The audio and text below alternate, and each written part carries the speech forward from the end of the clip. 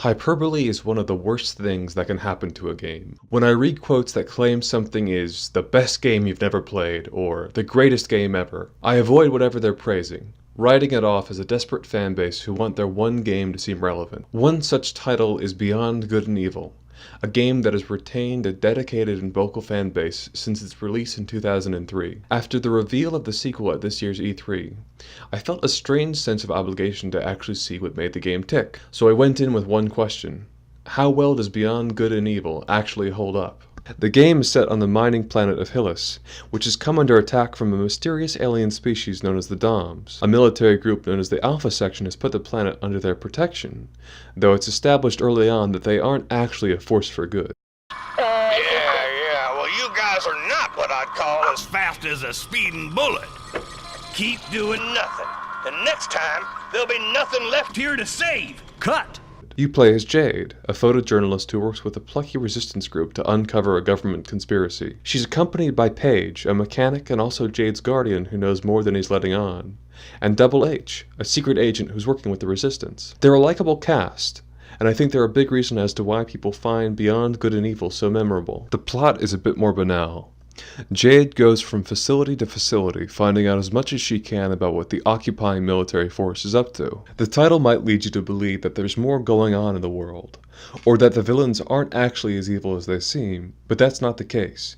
Your investigations only highlight how nefariously evil the villains are. The story reminded me a great deal of some of the plots seen in other platformers of the era like Ratchet & Clank. The basic structure is fairly predictable, but there are some more serious themes hidden below the surface that give it nuance and depth. For the Ratchet & Clank series, it was a scathing critique of consumer culture that found its way into the plot, as well as the gameplay. For Beyond Good and Evil, it's a look at how news can be a more effective tool for suppression than any weapon. It's really telling that the plot isn't centered around some magical artifact or ancient prophecy, but rather the fight for control of information. This focus on the influence of news subtly weaves itself throughout the game, from the constant barking of Alpha Sector propaganda as you make your way around Hylis, to the newspapers that comment on the effects of Jade's covert actions. The plot, while basic, does a good job of conveying the idea that news can keep us oblivious to the truth. That said, I think it's the presentation of these ideas that help make the game such a landmark title. The visuals on display have aged remarkably well for a game from 2003. It uses a cartoony style that makes everything look like it's been ripped straight from a comic book. There's a nice sense of worldliness to the whole look of the game. It doesn't pull from any one culture so much as it pulls from all of them. The team stated that they were inspired by the works of Japanese director Hayao Miyazaki, and while there are definitely some nods to his work, the art direction is a wonderful combination of both East and West. This exaggerated aesthetic definitely avoids the problem of the uncanny valley other games of the era faced. The world of the game also lends itself nicely to this look, as it's a world inhabited not only by humans, but by animal people, and myriad other alien creatures. This eclectic assortment of characters could have easily spiraled out of control and felt incongruous with one another, but it's a testament to the palpable sense of place that this is never the case. Hylis, the planet the game is set on, is filled with details that bring the game to life. For instance, as you uncover more of the conspiracy surrounding the government, the more civil unrest breaks out in the town square. Early on this means a few protesters with signs, but by the end of the game the whole area is blanketed with guards, and the propaganda starts to reference Jade directly. Hylians! The traitors are among us! Join the Alpha Sections, and together we will exterminate the Iris Network! It's a really cool way of showing how much of an impact the player is having on the world. There are also some nice touches that do a great deal to characterize your companions. If you aim your camera at Paige, he does a dorky little wave, which helps to show the familial bond that he and Jade have. Double H quotes excerpts from a book on military tactics constantly throughout the game. While it's a cute character trait on its own, it's also a great setup for this line at the end of the game. What does Carlson and Peters think? They say that it would be suicide. But I say, when the going gets tough. There are also a host of different animals in Hylis, with each one being unique to a specific area. The polluted waters around the slaughterhouse are home to a number of hostile snake-like creatures, while the oceans of Hylis are populated by schools of fish and massive whales. It's clear that a lot of consideration went into making the world, as well as fleshing out the cast in interesting ways. Despite the demand for a sequel, there's been surprisingly little discussion about what makes Beyond Good and Evil unique from a gameplay perspective. I think that's because it packs so many mechanics into its runtime. Stealth, brawling, racing, and exploration. While not all of these elements get fully developed over the course of the story, it's nevertheless impressive that it's able to balance its diverse suite of mechanics. The real standout is the photography mechanic, as it weaves itself naturally into the game, both in the main story and when exploring the islands of Hylas. Early on in the game, Jade is asked to get an inventory of the fauna on the planet. This isn't a simple collectathon though, as getting a complete inventory requires both a keen eye and fast reflexes. Some animals only come out at specific times of the day, while others will attack the player on sight, so getting a decent picture of them requires the player to really immerse themselves in the world. It's the only mechanic that the player consistently engages with throughout the whole game. To its credit, hunting for rare and weird animals is fun for the entire runtime. Other mechanics are much weaker though. The combat is incredibly simple, and it really only consists of mashing the attack button while aiming in a direction. It looks great, at least when the camera is working properly, but it's a chore to actually play. The combat encounters are the most under-designed portion of the game. Whether you're fighting the Doms or creatures native to Hylas, it all boils down to whacking whichever enemy is about to attack. There are some attempts at giving the combat variety, such as having to knock enemies into hazards, or teaming up with an ally to finish off groups of enemies effectively, but these scenarios are repeated so often they stop being an interesting use of the mechanics, and start to seem like an obstruction between the player and the actual fun parts of the game.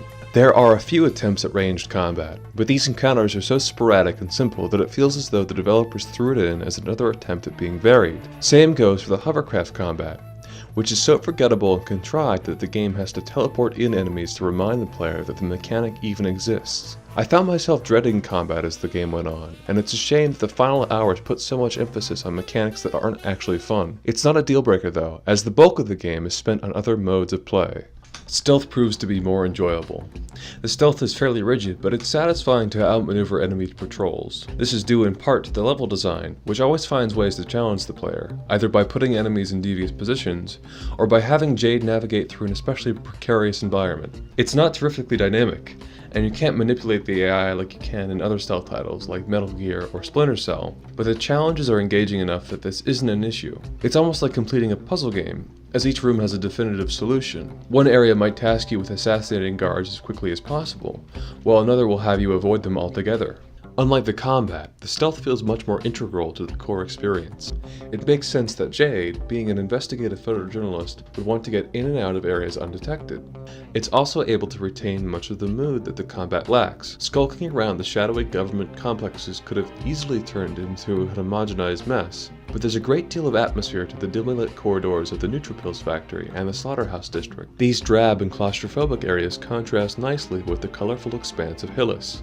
The only issue with stealth is that it's abandoned in the last portion of the game, and Jade is tasked with infiltrating what seems to be a nigh impenetrable fortress. I went into this final act hoping for challenges that put my skills to the test, but instead, Jade and crew get to mosey on in without having to deal with any guards. It's a shame too, as I would have much preferred a massive infiltration mission to the bit of elevator action that we get in the final game. Finally, I'd like to touch on the exploration in the game. In interviews, the game's director, Michel Ancel, talked about wanting to give the player a sense of absolute freedom. I found this kind of odd, considering how small and regimented the actual play area is. The game only consists of a few islands and the town square. A strange sense of claustrophobia starts to set in as the game goes on. A feeling of, this is it? Towards the end of the game, you get access to a spaceship, and one would assume that it would open up new areas and potentially new worlds to explore. This isn't the case though, as the greater mobility of the ship only highlights how small the boundaries of the world are. Stray too far and you're herded back into Hylas. There are a few areas that take a bit more effort to get into, such as a couple of optional stealth sequences and a number of hovercraft chases. But after realizing how small Hylas is, I think it would actually be harder not to find them. This rigidness is also found in the three main dungeons that Jade explores. There is a very clear divide between each room. If you trip an alarm in one area, you're free to run back to the previous room and wait for the alert to end. It makes the dungeons feel like a series of short challenges, rather than a sprawling military base. While these areas are generally tightly designed, it's hard not to see the stitching that holds them together. While it may sound like I despise the game, it's a title that proves to be greater than the sum of its parts. The various bits of gameplay transition so seamlessly from sequence to sequence that it's hard to see the game's flaws as you're actually playing. I think it's one of the few titles that can truly be considered an action-adventure game. Normally this is a catch-all term that can be applied to everything from Assassin's Creed to Resident Evil, but it's the only genre that Beyond Good and Evil really fits into. It has such a diverse suite of mechanics, and cycles through them with such energy that it really does create the feeling of being on this epic adventure. Beyond Good and Evil gets saddled with so much praise that it can make it difficult to see what makes it tick. While I've no doubt annoyed a few longtime fans, I think that the title warrants a more critical eye. Again, it's not a perfect game, there are some mechanics that don't work, and the title ends on a hell of a cliffhanger. That said, few games are as ambitious as Beyond Good and Evil. The combination of its open world, memorable cast, and its myriad gameplay systems are impressive even now. It's a testament to the quality of the craftsmanship on display, that despite the passage of almost 15 years, and a few shortcomings in design, that the world of Hillis is as inviting and immersive as ever.